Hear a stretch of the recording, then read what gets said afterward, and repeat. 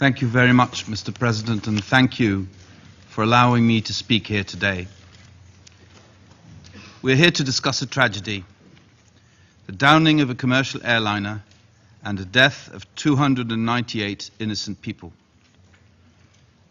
Men, women, and a staggering number of children lost their lives on their way to their holiday destinations, their homes, loved ones, or international obligations, such as an important HIV/AIDS conference in Australia. Since Thursday, I've been thinking how horrible must have been the final moments of their lives when they knew the plane was going down. Did they lock hands with their loved ones? Did they hold their children close to their hearts?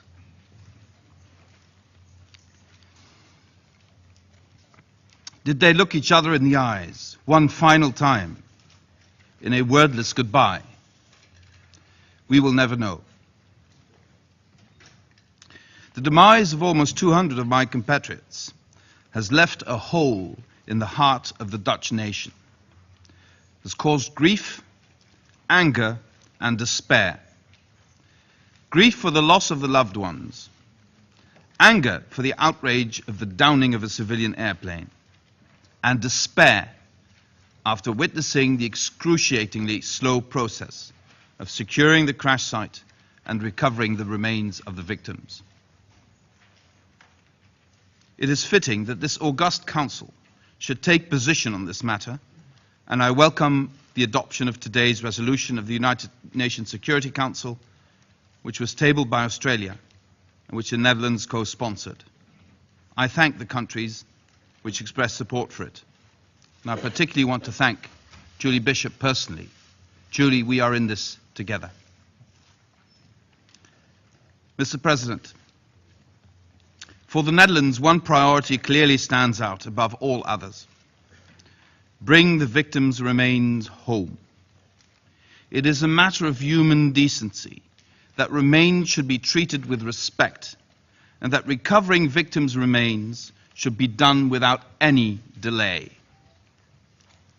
The last couple of days, we've received very disturbing reports of bodies being moved about and looted for their possessions.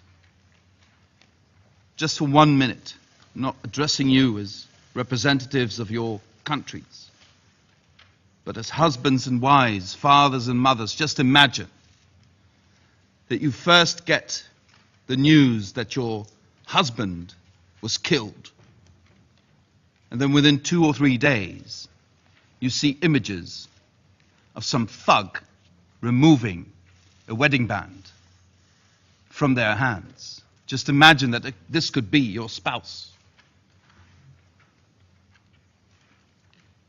To my dying day, I will not understand that it took so much time for the rescue workers to be allowed to do their difficult jobs, and that human remains should be used in a political game. If somebody here around the table talks about a political game, this is the political game that has been played with human remains, and it is despicable. I hope the world will not have to witness this again any time in the future. Images of children's toys being tossed around, luggage being opened, and passports, including passports of children, being shown on television. They are turning our grief and mourning into anger of a whole nation.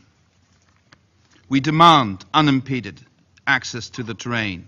We demand respectful treatment of the crash site. We demand dignity for the victims and the multitudes who mourn their loss. I call on the international community, on this Security Council, on anyone with influence on the situation on the ground. Allow us to bring the victims' remains home to their loved ones without any further delay. They deserve to be home. As we are currently taking the lead in the forensic examination of the human remains, I pledge that the Netherlands will do its utmost to make sure that all remains will be identified and returned home, wherever that home may be. We will work intensively with all countries and international organizations involved to make this happen as soon as possible. Mr. President, I also welcome the setting up of a proper investigation into the cause of the tragedy of MH17, as envisaged in today's resolution.